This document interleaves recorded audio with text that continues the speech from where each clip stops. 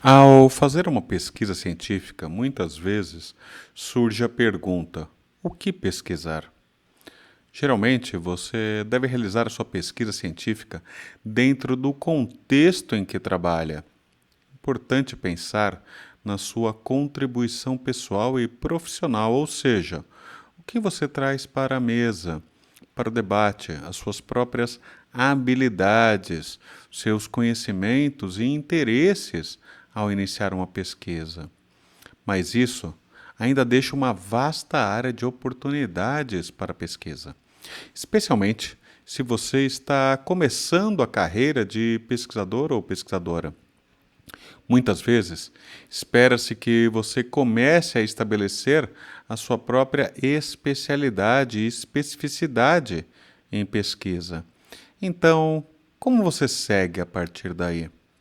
A pesquisa não é, em certa medida, uma atividade 100% isolada.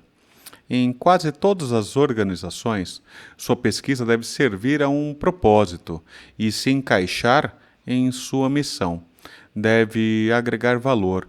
Isso pode significar criar prosperidade para a sociedade ou gerar lucro ou até mesmo incrementar dimensões de sustentabilidade e governança para sua organização e stakeholders, ou ainda atender a uma necessidade social com a qual você ou sua organização se comprometeu.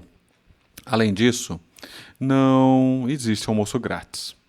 Alguém está pagando. A pesquisa, inevitavelmente, custa dinheiro. Como você gostaria de ser remunerado para atuar como pesquisador ou pesquisadora? A maioria dos experimentos requer equipamentos e materiais que custam dinheiro. Você deve levar em consideração isso. O financiamento, em termos do que está disponível para você, a sua pesquisa dentro do seu contexto. Felizmente, a sociedade como um todo, em geral, valoriza a pesquisa científica e a possibilita de várias maneiras, mesmo num contexto tão desafiador como o do Brasil.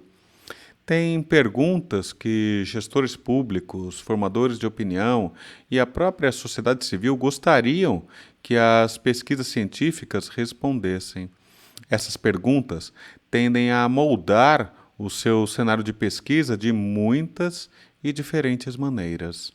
Em primeiro lugar, a pesquisa de mercado, que geralmente é a pesquisa que ocorre em organizações de médio e grande porte, com foco no desenvolvimento de novos produtos ou novos processos para agregar valor à empresa ou ao mercado. A pesquisa tende a ser muito focada no tempo de lançamento no mercado e menos em adicionar ao corpo de conhecimento da ciência. Sua área de pesquisa geralmente é determinada pela estratégia da organização, nacional ou multinacional. No entanto, se você conseguir ver de onde vem o próximo novo valor ou a próxima vantagem competitiva, poderá criar um nicho para si mesmo. Além disso, às vezes as empresas terceirizam algumas das suas pesquisas para organizações de pesquisas independentes para fins de desenvolvimento, testes ou adequações e regulamentações, ou porque está fora da sua própria experiência interna direta, sendo, por exemplo, o IPT da USP um destes exemplos de institutos de pesquisa que são buscados por empresas para atividades pontuais de P&D, de pesquisa e desenvolvimento. Às vezes, com bem menos frequência, entes governamentais ou ONGs buscam apoio de institutos ou laboratórios para realizar parte ou toda a sua pesquisa em determinados projetos.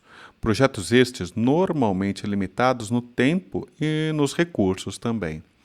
Outras vezes, Algumas necessidades podem ser previstas observando-se mudanças nas regulamentações e normas ao nosso redor, eventos inesperados ou com o surgimento de áreas de pesquisa e até novas tecnologias.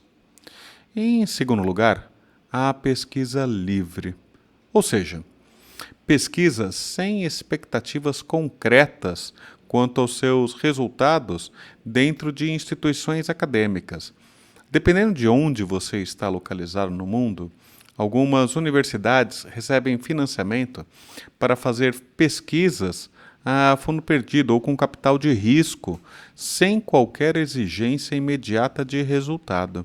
Esse tipo de pesquisa realmente visa estudar os fundamentos da ciência e visa novas descobertas e desenvolvimentos de novas teorias.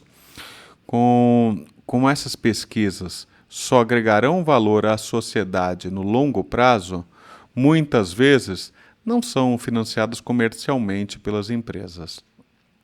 Como um jovem pesquisador ou uma jovem pesquisadora, você geralmente trabalhará sob a direção e influência de outros acadêmicos, renomados ou ilustres desconhecidos, com alguns graus de liberdade para desenvolver as suas próprias ideias.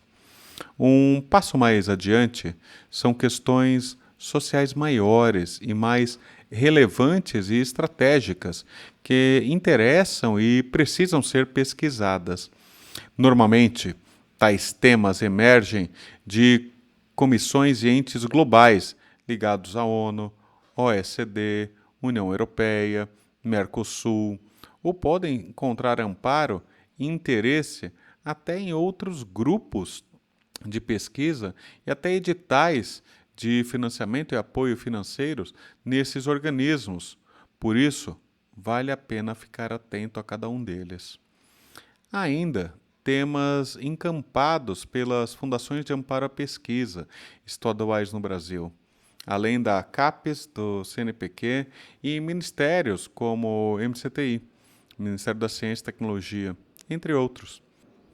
Por isso, é importante acompanhar todo esse ecossistema de pessoas e desenvolvimentos se o seu interesse é enveredar por essa área e tornar-se uma referência relevante no futuro. Percebam que esse tipo de pesquisa varia de um contexto aplicado de curto prazo a projetos de pesquisa plurianuais com menos expectativas pré-determinadas sobre os resultados. Muitos cargos de doutorado em universidades são financiados ou foram financiados dessa maneira, assim como algumas das pesquisas em institutos e centros de pesquisa no Brasil e no mundo. Estudar as necessidades dos financiadores de pesquisa pode ajudá-los a criar a sua própria linha de pesquisa e escolher a sua direção de pesquisa. Se houver necessidade de financiamento para sua pesquisa, depois de escrever e submeter muitas e muitas e muitas e muitas propostas de pesquisa, eventualmente você terá sucesso. Isso num contexto brasileiro de quase total e absoluta escassez de recursos para pesquisas. Por isso que é muito importante ser capaz de escrever uma boa proposta de pesquisa para se destacar nesta acirradíssima competição. Você precisará, de certa forma, vender o seu peixe, isto é, a sua pesquisa, goste ou não disso. Ao escrever essas propostas de pesquisa, você deseja condensá-la e robustecê-la ainda mais, deixando claro os seus resultados esperados e contribuição para o seu meio e contexto. Você precisará evidenciar o que você acrescentará ao corpo da ciência que ainda não existe ou está sendo desenvolvido por outros enquanto falamos. E o que você traz para a mesa que o diferencia dos outros no seu campo? Por que você deve receber o financiamento? Estas são as perguntas que você deve responder e que eu pretendo ajudá-lo nesse curso. Então, o próximo passo é olhar criticamente para o seu campo, para a sua área. Mapear o que já foi feito e identificar áreas onde você pode melhorar e avançar, as chamadas lacunas. E, por fim, confirmar ou aprofundar as descobertas até agora. Isso não significa que você nunca pode pesquisar ou desenvolver projetos que já foram feitos antes, mas você deve ser capaz de argumentar por que a replicação de um estudo agrega valor ou por que você está pesquisando e desenvolvendo o mesmo produto ao mesmo tempo que outros. Até a próxima aula.